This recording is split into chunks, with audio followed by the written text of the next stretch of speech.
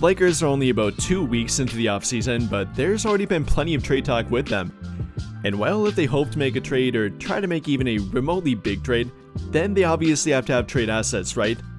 And to absolutely no surprise here at all, that's led to many fans putting guys like Austin Reaves and Dalton Knecht in trade talks with them. And not only that, but there have been trade rumors about them, with the latest report talking about both of them and the likelihood of the Lakers trading them. So we'll talk about that, and talk about the likelihood of them being traded, and why the Lakers should not think about trading them. But before we get too far into it, if you're looking for a place to talk about everything NBA and simply the Lakers in general, then don't forget to check out our NBA Discord. We got a daily discussion board, a live game chat, and much more. So be sure to check it out. Or if you don't have Discord, then feel free to follow me on Twitter, X, or whatever you want to call it to hear my thoughts on everything NBA and Lakers related. There will be a link for both of them in the video description down below. But now getting back to our topic, and like I said, if the Lakers trade Austin Reaves and or Dalton Knecht, there have been reports about what they want for them and what they would have to get in return for them if they would make that kind of trade. And beginning with Austin Reaves, the Lakers are quote-unquote unlikely to trade Austin Reaves and would only consider doing it for a quote-unquote top-tier big man, per Dan Wokey of the LA Times. And that followed up by saying that Austin is not untouchable, but the Lakers value him very highly and are not actively exploring a trade option for him. So with that in mind here, I'd say it's pretty unlikely that they do trade him, and if they would, they would absolutely have to be blown away by the offer. Probably something kind of close to the Luka Doncic trade. I mean, saying the words top-tier big man, that to me at least reminds me of guys like Bam Adebayo, for example, maybe somebody like Giannis Antetokounmpo, maybe not that much, but something at that top tier level that would actually make the Lakers think about trading Austin Reaves. Can't simply be a guy like Nick Claxton, even though I really like him, can't be somebody at that level, gotta be an all-star if not a borderline first-team NBA kind of guy. On the other hand though, should they view him that way and actually value him that highly? Well, that's definitely up for debate, and there are two different sides to it.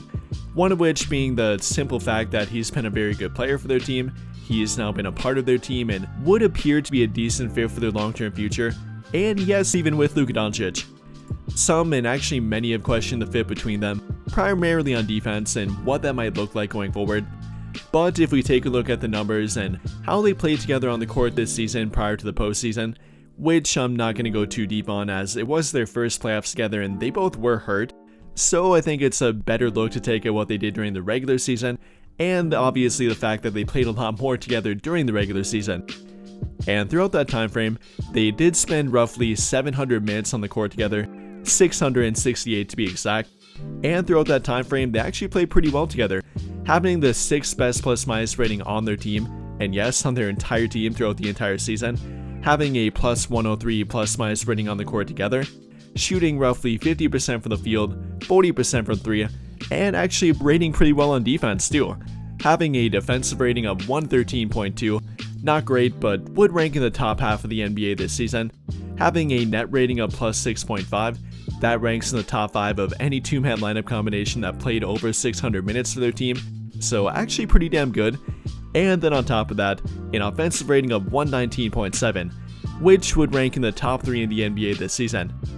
So yeah, from that standpoint, they definitely weren't a terrible fit, and if anything, were actually a pretty good fit on the court. And yes, we can pick apart their defense and what they can or cannot do on defense, that's obviously a concern, but if you put the right 3 players around them, I don't think that will be or would be a problem for them going forward. And they even showed that throughout last season too, even without the right 3 players around them most of the time.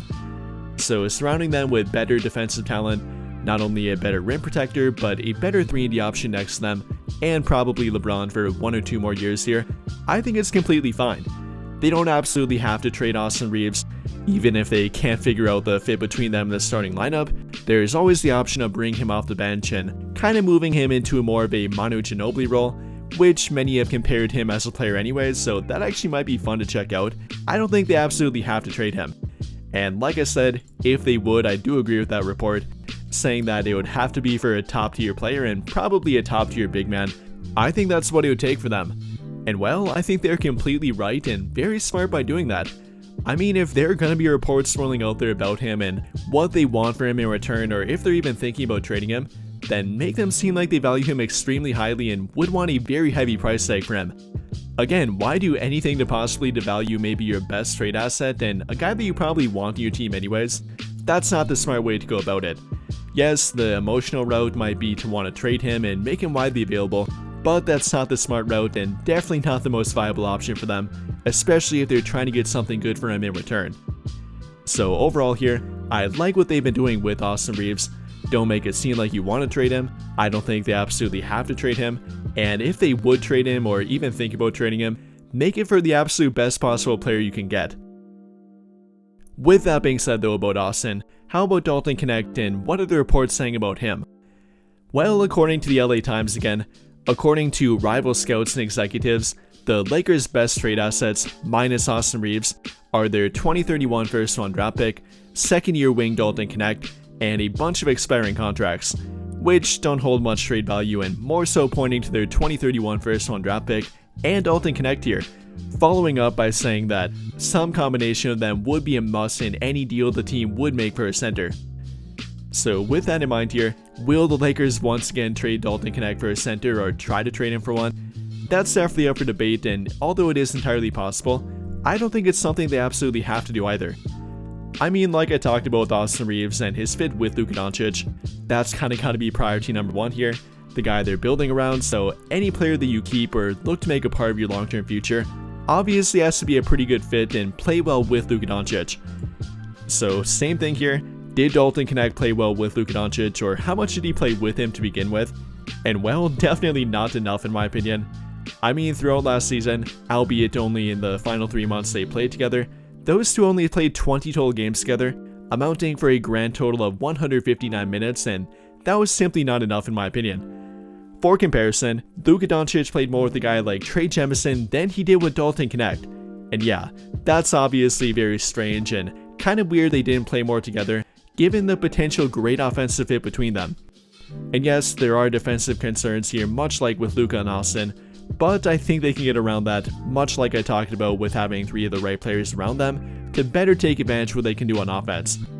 And like I said, in the 159 minutes they played together, they actually played pretty well, having a net rating of plus 12.5, a very good net rating, a defensive rating of 100.6, which is actually incredible, and an offensive rating of 113.1, roughly average, and kind of weird to think they had a better defensive rating than they had an offensive rating on the court together, telling you about what they might be able to do on the court together, and that they're definitely not unworkable between them, even on defense. So with that in mind here, is Dalton Knecht a quote-unquote must-trade player for them this summer? No, definitely not in my opinion. I wouldn't make him untouchable, much like Austin Reaves is not in my opinion, but he definitely should not be on the trade block for sure and not a guy they absolutely have to trade. Neither from the fit between him and Luka Doncic, nor from his fit on their team in the long-term future, or about what he did this season and what he might be able to do going forward. I don't know why the narrative has kind of switched to Knecht having a bad rookie year. I don't agree with that, and I don't know why people are kind of saying that or making it seem like it.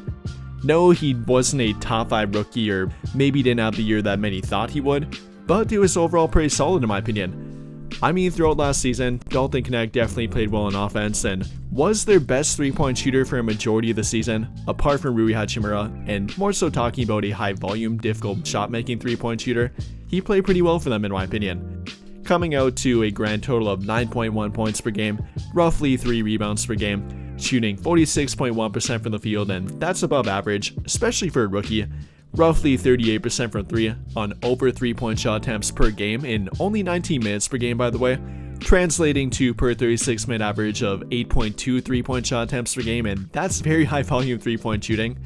So definitely had good moments, not only from a 3-point shooting standpoint, but even from a scoring standpoint, a spark plug off the bench standpoint, and in their starting lineup too. I know many forgot, but he did have a brief stint in their starting lineup, nearly 15 games worth, and throughout that time frame he played incredibly well on offense, averaging roughly 17 points per game, shooting very well from the 3-point line, being a high volume 3-point shooter, like we talked about how he can be and probably could be for their team in the future. He showed that in that time frame.